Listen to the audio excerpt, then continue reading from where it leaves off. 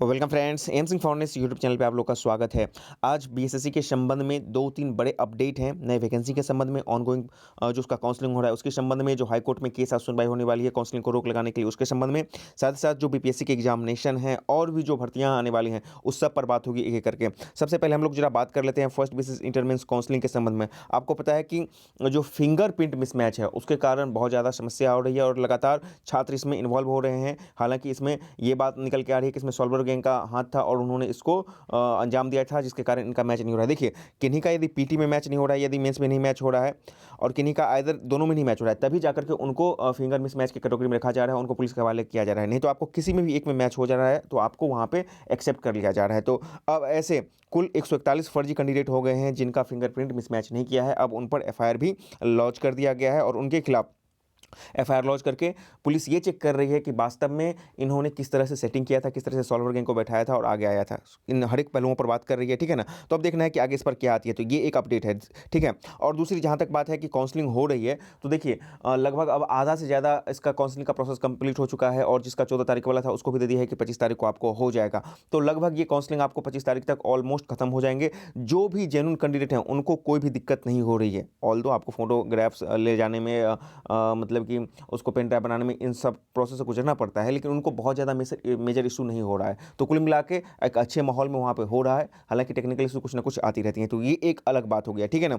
अब उसके बाद हम लोग इसके रिजल्ट पर भी आएँगे और रिजल्ट पर बात करने से पहले थोड़ा-सा हम लोग देख लेते हैं कि कुछ भर्ती के बारे में यहाँ पे न्यूज़ आया है और ये न्यूज़ तो अमूमन पेपर का एक हेडिंग बना ही रहता है और यहाँ पे बताया कि अगले साल 17,000 से अधिक पदों पर नियुक्ति होगी, जिसमें कि आपको मतलब कि बिहार लोक सेवा आयोग, बिहार कर्मचारी आयोग, उसके बाद बिहार तकनीकी सेवा आयोग, इन सब पदों को मिलाकर बात की जा रही है। 7300 ऐसे पद हैं जिन पर काउंसलिंग हो चुका है और आगे भी होगा और उसका रिजल्ट होना है, जिसमें कि आपको बिहार तकनीकी सेवा अंतर्गत भी आपको जेई की नियुक्ति की बात की जा रही है, ठीक है ना?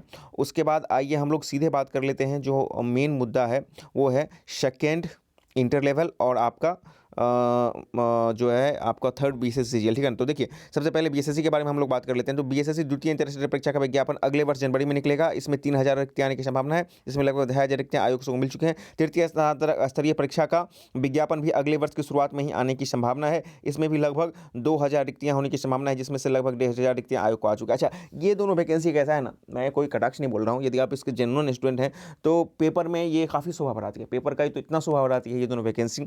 बहरहाल ये देखना होगा कि ये आ जाए। लेकिन अब चूंकि जब फर्स्ट, देखिए एक बात तो मैंने कहा था, जब तक फर्स्ट बीएसएससी इंटर मेंस का ये काउंसलिंग प्रक्रिया और रिजल्ट देने का प्रक्रिया कंप्लीट नहीं कर लेती है, बीएसएससी इन दोनों वैकेंसी को नहीं लाने जा रही है। हालाँकि बहुत सारे यूट्यूबर बहुत बोल रहे थे आ रहा है, कल आ रहा है, परसों आ रहा है, लेकिन मैं बार-बार बोल रहा था कि कुछ भी हो, लेकिन जब तक ये फर्स्ट बीसीएस इंटर मेंस का कंप्लीट नहीं करेगा तब तक नहीं लेगा और यही बात मैं अब भी बोलता हूँ, ठीक है ना? तो अब इसका सीधा लिंकअप हो जाता है इसके रिजल्ट से। जो फर्स्ट बीसीएस इंटर मेंस का रिजल्ट है वो कब आ रहा है, काउंसलिंग प्रक्रिया कब आ रहा है, तभी जाके इसके वैकेंसी की बात होगी, ठीक है ना? तो सबसे पहली बात हम लोग बता देते हैं कि इसका जो अब रिजल्ट होगा, ये जो फर्स्ट बीसीएस इंटर का रिजल्ट होगा, ये मतलब कि मोस्ट प्रोबेबल आपको अब लग रहा है कि जनवरी में तो कम नहीं आएगा, कन्फर्म नहीं आएगा जनवरी में, क्योंकि आपको जनवरी में बहुत सारे उनको प्रोसेस करने हैं। यदि बहुत जल्दी आए, जिसमें यदि कि आपको कोर्ट केस नहीं हो और आपका मतलब कि और अन्य कोई अड़चनें नहीं आए, तो ये आपको फरवरी लास्ट तक या फिर आपको मार्च तक आपको फाइनल इसके मेरिट आने की संभावना बन रही है। ये एक मतलब कि अभी शुरुआती अनुमान है, ठीक है ना? जनवरी में आपको कोई भी संभावना नहीं बनेगी। बहुत सारे लोग बोलते हैं जल्द आ जाएंगे, ऐसी कोई बात नहीं है। जनवरी में आपको आने की संभावना नहीं बन रही है, इसको बहुत सारे प्रोसेस से गुजरना पड़ेगा, ठीक है ना? अच्छा, कोर्ट केस भी है, कोर्ट केस पर भी हम लोग बात करेंगे, लेकिन उससे पहले थोड़ा सा और देख लीजिए, बीएसएससी की बात कर लीजिए, बीपीएससी की बात कर लीजिए। बीपीएससी का जो आपको एग्जामिनेशन 67वीं का है, उसका पीटी परीक्षा आपको बता रहा है यहाँ पे कि अगले वर्ष फरवरी या उसके बाद होगा। फरवरी में आपको 27 फरवरी को इसका एलडीसी का एग्जामिनेशन है और 13 और 14 फरवरी की मतलब 13 और 20 फरवरी की बात की जा रही है, तो अब उसमें बहुत कम होने की संभावना है।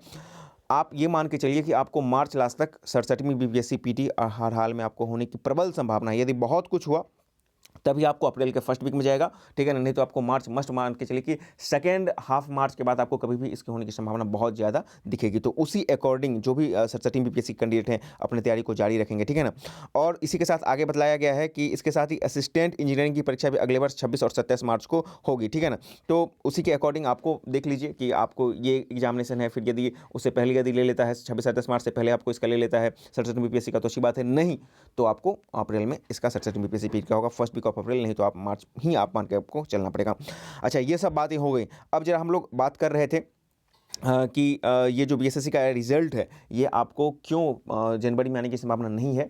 इसके पीछे तो एक तो पता है कि अभी भी बहुत सारे बातों को अटकाया गया है कि जैसे कि हम बहुत सारे लोगों ने एप्लीकेशन दिया है और भी उनको मतलब कि अंदरूनी कामें हैं, जो इस रोस्टर को मेंटेन करने में, रिज़ल्ट को तैयार करने में उनको करना है।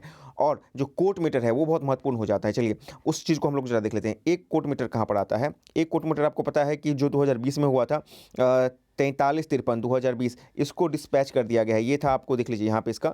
तो ये तो चलिए, एक बला तो इसका टल गया, लेकिन एक बला और है जिसकी सुनवाई आज होने वाली है, उस पर भी बात होगी। देख लीजिए आप, ये जो आपका 43-53-2020 में था, 26 जनवरी 2020 को ये फाइल किया गया था। वही था, पीटी में कम मार्क्स नहीं दिया गया था, इसके अकॉर्डिंग जो हुआ था, जिसके कारण आपको 14 तारीख का मतलब कि काउंसलिंग भी पोस्टपोन कर दिया गया था। वही केस मैटर है यहाँ पे।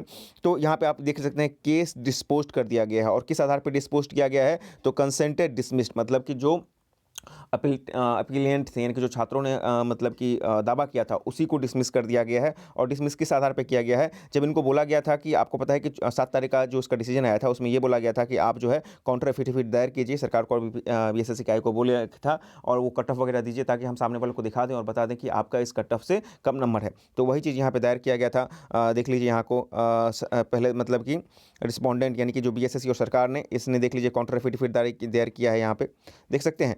और अंतिम जाकर के 15/12/2021 को इन्होंने काउंटर एफिडेविट दायर किया था, और फिर इस केस को डिस्क्लोज कर दिया गया है। यानी कि ये केस जो है ख़त्म हो चुका है, अब इसमें कोई जान नहीं रहा। तो चलिए, एक बला तो इसका ख़त्म हो गया। अब दूसरा बला क्या है? यहाँ पे आइए, देख लीजिए। जो आपको काउंसलिंग वर्तमान में, हालांकि ये बला नहीं बोल सकते हैं, ये छात्रों के हित की बात है, तो इसमें बहुत ज़्यादा फर्क नहीं पड़ेगा। आइदर आपको बोलेगा कि हाँ 2014 वाले को लीजिए, ठीक है ना, और काउंसलिंग को रोकेगा कि नहीं रोकेगा, ये तो अब आज सुनवाई होगी, उसके बाद ही पता चल पाएगा। देख लीजिए, CWJC ये है आपको, और आपका रजिस्टर्ड नंबर है 20/854/2021 है, ठीक है ना।